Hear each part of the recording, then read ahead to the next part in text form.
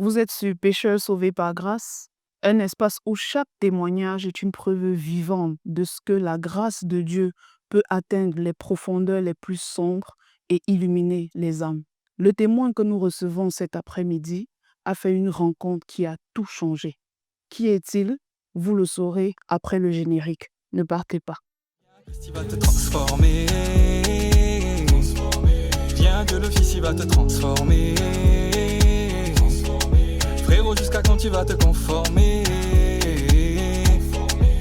Si le monde t'a déformé, il va te transformer. Hey. Bonsoir Fabien. Bonsoir. Nous sommes ravis en tant qu'équipe de te recevoir dans les studios de Pécheurs sauvés par grâce. Merci de venir partager avec nos spectateurs ton témoignage de conversion. Merci à partager. En tout cas, je suis vraiment ravi d'être dans les studios de ce beau studio, bien sûr. Voilà, donc aujourd'hui, par la grâce de Dieu, je suis là pour rendre mon témoignage et j'espère que ça pourra édifier et faire sortir quelqu'un du noir. Amen. Et donc, pour ceux de nos téléspectateurs qui ne te connaissent pas, est-ce que tu peux te présenter, s'il te plaît? Qui est Fabien? Fabien, c'est Tia Fabien Ephrem, né à Daloa, commerçant. Bienvenue encore. Dans ton parcours pour rencontrer Christ, il y a un chemin que tu as parcouru. Bien sûr. Est-ce que tu peux nous parler de ce chemin que tu as parcouru? Comme je vous disais, je suis né à Daloa. Donc, ma maman étant très jeune, sa grande sœur vient me chercher et je commence à vivre avec eux. Donc, je vais vous épargner l'enfance où c'était tout beau et tout ça. Et quand je viens, c'est pas une famille qui est pauvre, c'est une famille quand même aisée. Voilà, donc je viens chez eux, je vis avec eux et on n'est pas du même sang, ce sont des frères, ce sont des cousins. Et quand il s'agit de m'envoyer, c'est mon frère, tu vois, c'est mon frère, tu peux aller faire ça et tout ça. Mais quand il s'agit de partager véritablement les choses, c'est mon cousin, mon cousin. Donc, il y a cette chose que je gardais en cœur, et j'ai mûri cette chose-là. Le fait que je voyais ça, on m'utilisait d'une manière dans ma tête. Voilà, donc j'ai grandi avec ça. Et ça mûrit des choses dans mon cœur. Ça fait qu'à la maison, je n'arrivais pas mieux à m'exprimer. Donc, je sortais pour pouvoir m'exprimer. Et c'est comme ça que j'ai commencé à faire la rencontre de certaines personnes. Et ça reste quand même un environnement familial où il y a un peu de religion. Oui, il y a un peu de... Ouais, Oui. Une famille religieuse et tout ça. Donc, ça me permet d'aller dans leur église. Voilà, donc je familiarise un peu avec les églises et tout ça. Oui, sans plus, on va dire. Sans plus, Effectivement. sans plus. Et donc, ce désir de t'exprimer à l'extérieur t'amène effectivement à faire une rencontre qui va te faire finalement intégrer un cercle, j'ai envie de dire, vicieux. Oui, bien sûr. J'ai fait la rencontre d'un ami dans l'école où je fréquentais. Et le gars, il me dit, viens, je t'emmène voir des amis, des filles en plus. Je vais te montrer comment ça se passe et tout ça. Donc, sa tactique, lui, c'est de se faire entretenir par les femmes. Ok. Donc, moi, étant à la maison, chez mes parents où j'étais, ils ne me donnaient pas assez. Donc, je faisais la semaine à Bergerville et puis je rentrais les week-ends. Mais l'argent qu'ils me donnaient, quand j'enlève le transport, il ne reste plus rien. La semaine, c'est déjà fini, étant un garçon. Donc, cela m'emmène à faire comme mon ami. C'est-à-dire me faire entretenir aussi comme par les filles. Oui. Donc, s'entretenir par les filles et tout ça. Donc, je commence à toucher la cigarette, l'alcool, parce qu'il y a un niveau de... Il y a chaque étape dans ce genre de vie-là. Il y a un niveau de filles que tu dois rencontrer. Quand tu veux rencontrer ce genre de filles, il y a des choses que tu dois faire. C'est-à-dire, si tu veux des belles filles, des filles qui sortent beaucoup, qui peuvent plus t'entretenir, il faudrait que tu consommes l'alcool pour avoir accès à certaines soirées et tout ça. Donc, c'est ainsi que je commence à toucher la cigarette, l'alcool d'abord. Et dans cette même période, en fait, tu as une passion pour la musique. Oui, j'ai une passion pour la musique que j'ai développée depuis la classe de primaire. Voilà, mais je faisais ça juste à l'église. Donc, je me suis inscrit à la chorale et tout ça. Mais quand je suis arrivé au collège, j'ai plus développé ça parce qu'il y avait la musique coupée-décalée qui était en vogue. Oui. Et moi, j'ai préféré plus la musique coupée-décalée parce que c'était Showtime, Boubou. Ça me permettait de ne pas trop penser aux soucis. Oui. Dans ce milieu de la musique, finalement, tu es témoin d'une scène qui te pousse à toucher à la drogue. Ouais. Et je vais à une Z-Party. Et la Z-Party, je suis un artiste en herbe qui vient se faire connaître. Et j'arrive et je suis normalement le premier. Après, il y a l'artiste maison, lui qui était en vogue et tout ça, qui doit venir. Mais moi, j'étais plus l'alcool, cigarette et tout ça. Donc, le gars, il vient, il dit, ah, c'est comment les gars? Moi, je devais chanter. Mais bien avant de chanter, le gars, je vois le gars, il vient, il dit, ah, les gars, c'est comment je peux allumer mon petit check, je fume et puis voilà. Nous, en jargon, on dit pec. Parce que là, c'est le fond, quoi. Donc, il nous dit tout ça. Je lui dis, OK, il n'y a pas de souci. Donc, il allume, il fume. Donc, quand il finit de fumer, moi, je passe d'abord. Donc, je chante et tout ça. Mais il arrive que ma voix se casse à cause de l'alcool. La liqueur forte, ça casse la gorge. Donc, je descends. Après, le gars, il monte. Il n'a pas trop consommé de l'eau. Il a fumé son petit truc et tout ça. Donc, tu le vois, le gars, il fait de ses gammes. Donc, moi, ça m'a plu. Il dit, non, à partir d'aujourd'hui, je fais du cannabis, mon truc pour avoir plus d'inspiration. Et c'est comme ça que j'ai commencé à fumer le cannabis qui me donne plus d'inspiration. D'accord. Et on rappelle quand même qu'il y a eu un songe Ouais. que tu as eu qui t'a enfoncé ou bien qui t'a poussé dans le mouvement du coupé-décalé. Oui, plus les années passaient, plus je développais encore plus comment on appelle ça, d'inspiration dans le coupé-décalé. Oui. Donc, je faisais sortir les concepts et tout ça. Je faisais sortir quelques maquettes. Donc, une fois, j'ai fait un songe où, dans le songe, le diable me dit, bon, j'entends une voix qui me dit, après la mort d'Arafat, c'est toi qui montes sur le trône du coupé-décalé. Sachant que je n'étais pas encore connu par le Burida. Donc, je me demandais comment ça allait se faire. Exactement. C'est comment, maman? Tu vois, donc, je suis là, c'est sur ce songe que je marche. D'accord. Donc, c'est en fonction de ce songe que je vis. Mais qui dit coupé-décalé, tu dis vice et tout ça, beaucoup de choses, c'est-à-dire des approches indécentes et tout ça. Oui, et dit vice jusqu'à toucher au fétiche, parce que tu as envie d'avoir... Ouais, j'ai envie d'avoir aussi de l'argent et tout ça pour plus enregistrer.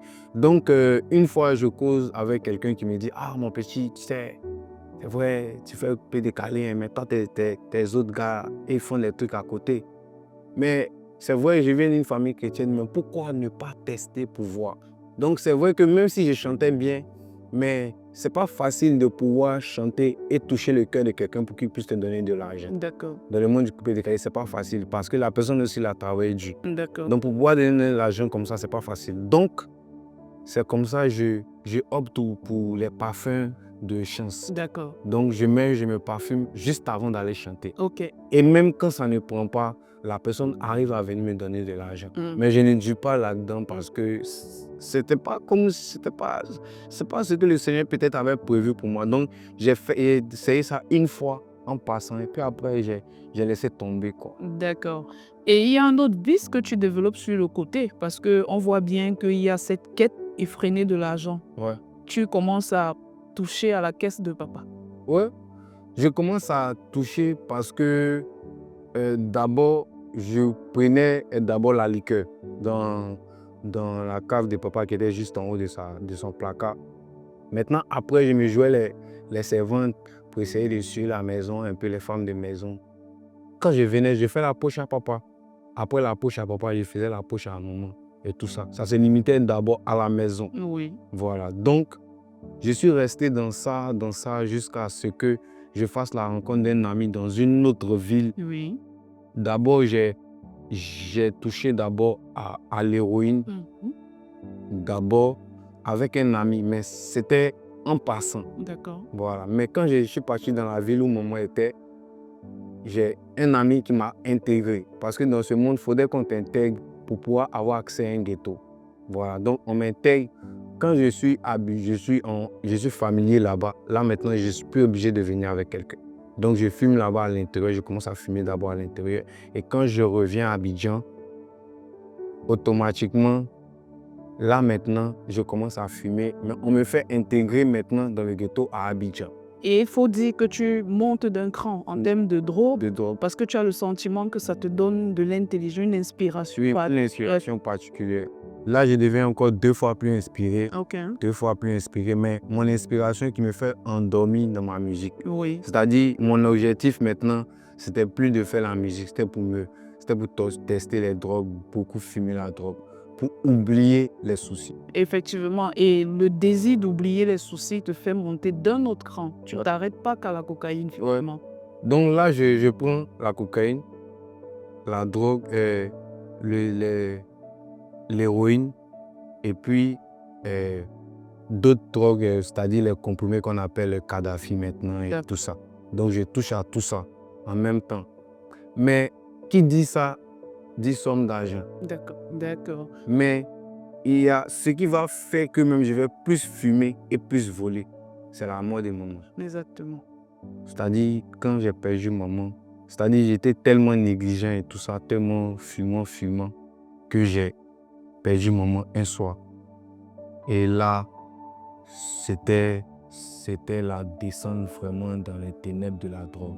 Et sur le côté, tu développes en fait, tu te livres à la masturbation, à la pornographie, mais parce que c'est motivé par... Oui, parce que avant j'avais des copines quand même, parce que qui dit homme de coupé décalé, qui dit homme de musique, c'est femme facile aussi. Donc j'avais des copines. Mais quand je vois mon argent, je dois aller me décaler. Donc si elles te donnent, mon argent pour aller me droguer, ça ne suffit plus là. Ok. Donc qu'est-ce que je fais? Je préfère me masturber, conserver mon argent pour aller plus fumer. Donc ça fait que je suis plus pornographie, masturbation, moins de sexe. Pour aller plus fumer. D'accord. Ouais. Et tu es dans ce mood-là sur une période, mais il arrive quelque chose dans ta vie. Tu as mentionné ça tout à l'heure. Il se passe quelque chose avec ton aîné qui est le début d'une transformation ou bien d'un chemin inverse. Ouais. J'ai tellement eu cette habitude-là de tellement voler que j'avais plus de limites. J'ai commencé à voler maintenant ma soeur. Donc, voler... Parce qu'elle travaillait dans une agence immobilière, je volais dans son sac. Je commençais à voler dans sa caisse. À chaque fois qu'elle volait, elle dit, si elle prend, il a remboursé. Quand il fait mon atalakou, qu'elle m'a donné, il a remboursé. Mais je n'ai jamais remboursé. J'ai tellement volé que ça commençait à diminuer. Et un jour, je vais boire dans le quartier. Et puis, je vais me reposer. Et puis, quelque chose... Je sentais qu'il y avait un vide. Je sentais que trop, c'était trop. Oui. Il fallait que je change. Parce qu'à la maison, on commençait à me soupçonner, les gens commençaient, et la famille a commencé à être méfiante. On n'avait plus confiance en moi. Oui. C'est-à-dire, avant, on m'envoyait pour aller à la SODECI, à la CG, mais maintenant, c'était fini. Donc, je viens lui dire, ma soeur, il faudrait que vous m'envoyiez dans un camp de prière. Oui. C'est au secours. Oui, c'est à l'aide, quoi. Oui. Un SOS, vraiment, c'est pas la peine, quoi. L'enfant est de laisser gâter. Eh oui. Voilà, donc je lui dis, va voir maman, va-moi dans un camp de prière, prier pour moi. Là, j'ai camouflé, je n'ai pas dit la drogue, Oui. j'ai dit l'alcool. Parce que c'est dans ça qu'on me connaissait. Chaque fois qu'on me parlait de drogue, je me jetais. D'accord. Il faisait comme si ce n'était pas moi. Ok. Sauf qu'avec le vol, tu es mis hors de la maison et il y a un cousin particulier. C'est quoi la particularité de ce cousin? La particularité de ce cousin, c'est que lui, il avait aussi des soucis à la maison. Ok. Il était aussi dans les substances. Lui-même, il était dealer. D'accord. Donc, il vient à la maison pendant que chez lui, il devait avoir une perquisition. Donc, il vient à la maison, il passe des jours. Donc, je le mets dans mon mood. Donc, on fait les 400 coups ensemble et tout ça. Et lui, chez lui, à la maison, la situation se règle. Et lui, il revient, il vient, il fait la rencontre de Jésus, il se fait baptiser d'eau, de feu, de Saint-Esprit. Et moi, quand on me chasse de la maison, moi, je vais squatter chez des amis. Moi, j'ai un ami en particulier qui avait la maison tout pour lui. Donc, je reste là-bas et tout ça. Donc, le frère, il vient gérer son histoire de permis au quartier, à la Palmeraie. Et là, automatiquement, il me dit, je finis de gérer le permis, je viens te voir. Donc, il vient me voir et me dit, c'est comment ton histoire de Jésus, c'est comment ton histoire avec Dieu. Il dit, toi, tu sais, avec une cigarette à la main. Oui. Il dit, toi, tu sais, affaire de Dieu, le salut est personnel, chacun gère son truc. Dans le disant, en fait, te parle de oui, ça. Il me parle de Jésus. Oui. Et il me dit, me prendre même pour que je puisse le suivre, mais il me dit, ah, il a fait un songe sur moi, il m'a parlé de Jésus, je n'ai pas accepté. Ok. Quelque chose de grave m'est arrivé. Mhm. Il dit, bon, là, je suis dehors, Oui. j'ai 2-3 habits. Tu me dis quelque chose de grave va m'arriver. Je dors même dehors souvent dans les bistrots. Là, c'est déjà gâté. Bon, si quelque chose de grave arrive, mais c'est que c'est moi maintenant. Donc, qu'est-ce qu'on fait? Je te suis à ton programme. D'accord. Il t'a parlé d'un programme? Oui. D'accord. Donc, on arrive chez eux à la maison Mhm. et on va au programme du CFC. Ah, d'accord. C'est là que je fais la rencontre du CFC. Mhm. Et je vais au programme. Une fois, premier jour, je me cache de temps en temps pour fumer la cigarette. Oui.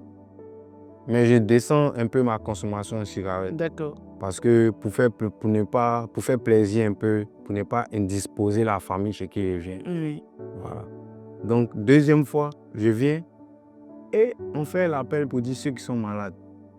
C'est vrai que être accro à la cigarette et tout ça, c'est pas une maladie, mais c'était une maladie pour moi. Ok. Parce que pour pouvoir quitter de là, il faudrait un miracle, un super miracle. Il faudrait une guérison. Là. Voilà, une vraie cure. Voilà. Donc, c'est comme ça que je m'approche. Et l'homme de Dieu qui prie pour tout le monde et tout ça, il me saute. J'ai trouvé ça injuste pour qu'il n'a pas prié pour moi et tout ça. Et là, je me retourne, la gloire de Dieu descend sur moi et tout ça. Je pleure comme un enfant et tout ça. Et dès que je finis, je sens quelque chose qui quitte en moi. Ok. J'ai plus cette lourdeur, comment on dit, une histoire d'accro. Je suis plus, comme dans notre jargon, je suis plus une junkie. Voilà. J'ai plus cette envie de vouloir forcément fumer la cigarette ou bien boire ou bien me droguer. Ok. Donc c'est comme ça, le lendemain matin. D'abord même, quand je suis venu dans ce programme, j'étais vraiment étonné parce qu'on n'annonçait pas l'homme de Dieu. L'homme de Dieu montait sur scène. Il racontait lui son témoignage, que lui, il faisait ça. Donc je me suis senti dans le témoignage. Je n'ai pas entendu l'évangile de Matthieu ou l'évangile de Pierre. J'ai entendu l'évangile de l'homme de Dieu. Et mon frère aussi qui est venu m'annoncer la parole, il ne m'a pas dit dans Luc, Jean, dans temps. Il m'a dit, mon frère, toi, mais regarde-moi, tu as vu que des temps. Et puis quand je regarde sa vie, en 2 semaines, un accro, c'est pas possible. Donc je devais tester ça. Donc après un matin, je cherchais un homme de Dieu à qui parler de ce poids qui était sur moi et d'où j'étais et tout ça. Et je cause avec l'homme de Dieu. Je lui dis, ah, moi je volais. Il dit, ah, bonne arrivée mon collègue, que moi aussi je faisais ça. Donc il dit, ah, il y a quelqu'un aussi qui fait ça. Mais c'est que je ne suis pas le seul. Dieu merci. Donc je lui parle de ma vie et il me donne des conseils et tout ça et tout ça. À la suite de ce programme, je me fais baptiser d'eau, d'esprit, de feu et tout ça. Il faut signaler que tu as été convaincu de péché là, Oui. après la conversation. Non, quand tu as la conversation, là, j'ai vu que je n'étais pas seul, j'étais convaincu véritablement du péché. Et là, je me suis dit que vraiment, le Seigneur est vraiment bon.